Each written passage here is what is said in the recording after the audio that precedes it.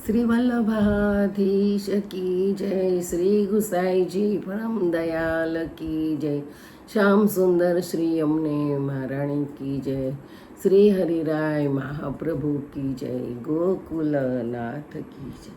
આપણે 84 વૈષ્ણવની વાર્તાનું રસપાન કરીએ છીએ. તેમાં વાર્તા 71મી આવી છે. મહાપ્રભુજીના સેવક નરહરદાસ સેવક ગોળિયા બ્રાહ્મણ. હવે આચાર્યજી મહાપ્રભુજીના સેવક નરહરદાસ સેવક ગોળિયા બ્રાહ્મણ બંગાળના તેમની વાર્તાનો ભાવ કહીએ. ભાવ પ્રકાશ. એ નરહરદાસ બંગાળમાં પ્રગટ્યા. લીલામાં એ કુમારિકાના યુથમાં છે. ત્યાં એમનું નામ સુગંધરા છે. જ્યારે એ મોટા થયા ત્યારે નરહરદાસની પ્રીતિ જગન્નાથરાયજીમાં લાગી. પછી એક વખત લાગટ 1 વર્ષ પર્યંત જગન્નાથજીમાં રહ્યા. પછી ઘરે આવ્યા ત્યારે પિતાએ કહ્યું, બેટા, હું તો હવે વૃદ્ધ થયો છું. તું યજમાનો પાસે જતો નથી તો મારા મર્યા પછી ક્યાંથી ખાઈશ? તું વારે વારે જગન્નાથજીના દર્શને જાય છે. જગન્નાથજી કાંઈ આપે છે?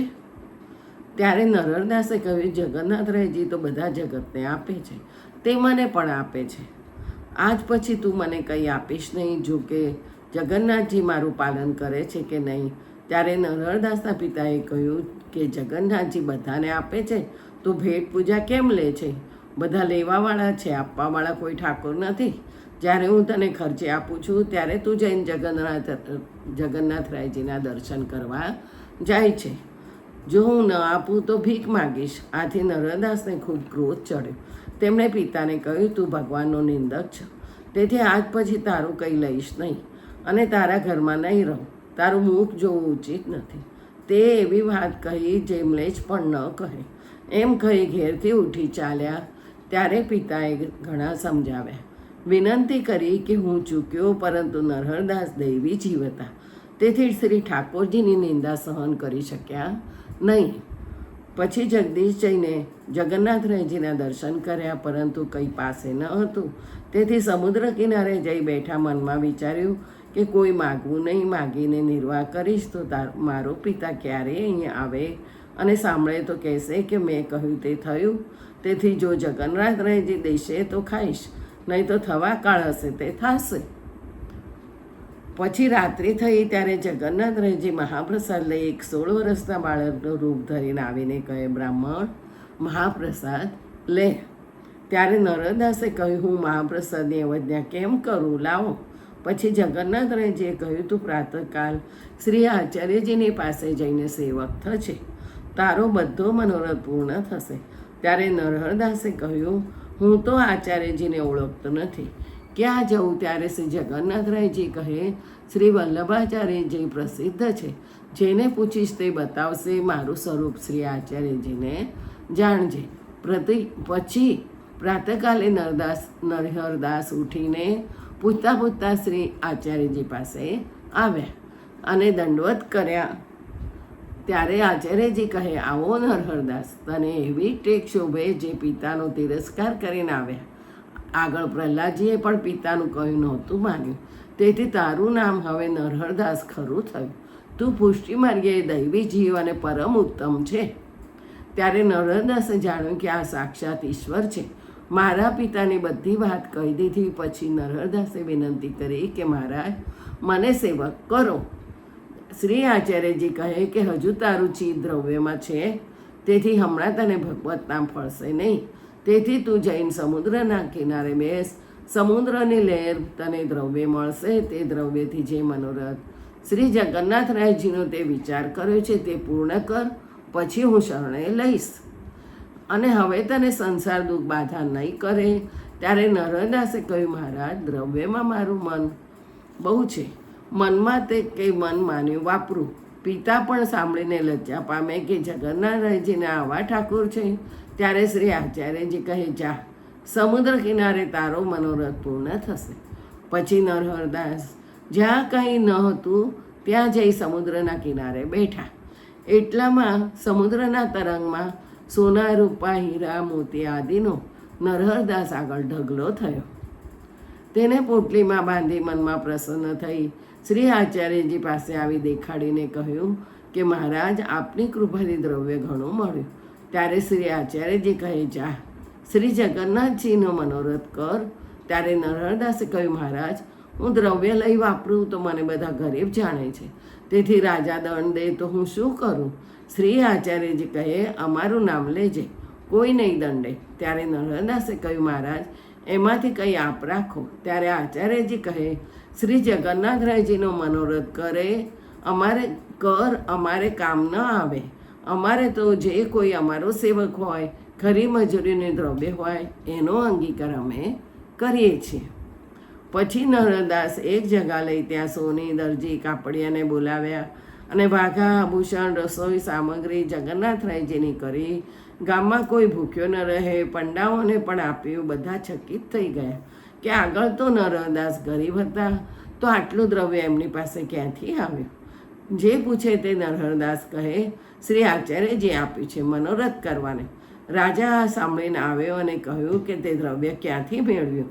ત્યારે નરહરદાસે કહ્યું, શ્રી આચાર્યજીએ મનોરથ કરવાને દીધું છે.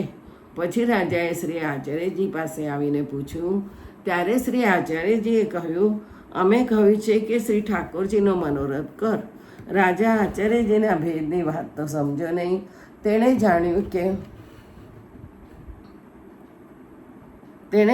કે આપે આપ્યું હશે. પછી રાજા ઘરે ગયો, પણ નરહરદાસના પિતાએ સાંભળ્યું કે નરહરદાસ હજારોના મનોરથ કરે છે.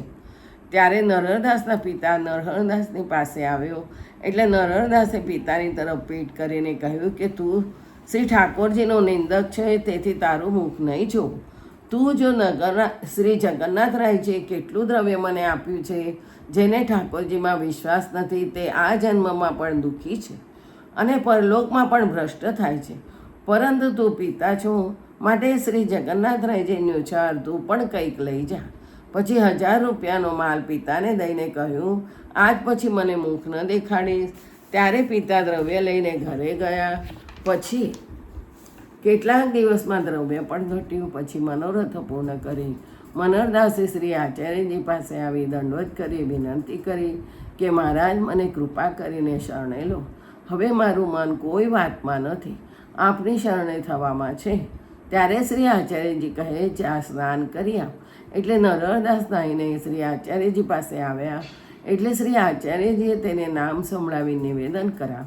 એટલે નરહરદાસના હૃદયમાં પુષ્ટિમાર્ગનું જ્ઞાન થયું.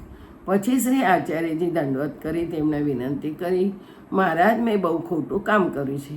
શ્રી ઠાકોરજીને શ્રમ કરાવી દ્રવ્ય લઈ પોતાનો યશ પ્રકટ કર્યો છે. હું મહાદુષ્ટ છું. મારો જશ કેવો? ઉલટું મન ખરાબ થઈ પરલોક બગડે, તેથી મને ધિક્કાર છે. ઠાકોરજીનું દ્રવ્ય કંઈ લઈ ઠાકોરનું કર્યું, તેથી મોટો સ્વાર્થ અજ્ઞાન કરી મેં માન્યો. હવે હું આપને શરણે છું. મારું પરલોક સુધરે, શ્રી ઠાકોરજી કૃપા કરે તે પ્રકારે મને કહો.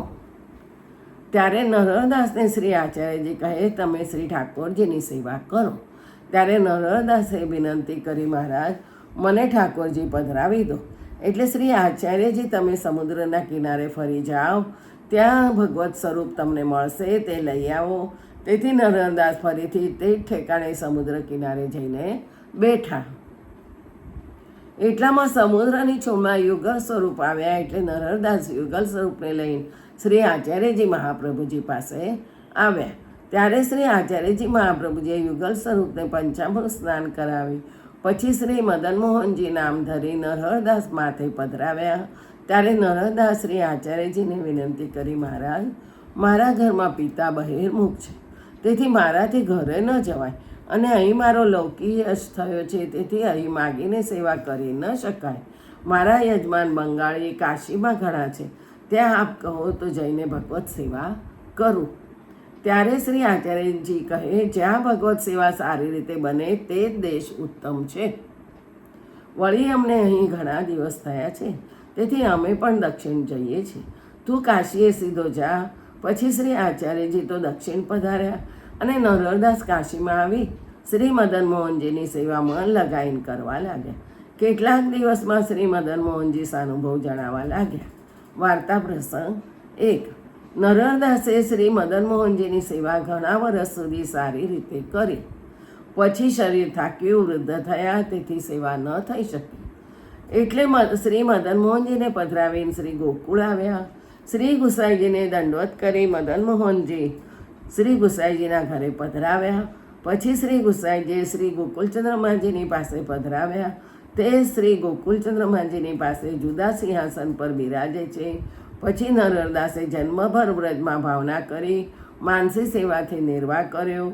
તે નરહરદાસ શ્રી આચાર્યજીને એવા કૃપાપાત્ર ભગવતી હતા. એમની વાર્તા ક્યાં સુધી કહીએ. વાર્તા 71મી કૃષ્ણાર્પણમ. જય જય શ્રી ગોકલેશ. કાલે 72મી વાર્તા નરહરિ સંન્યાસ.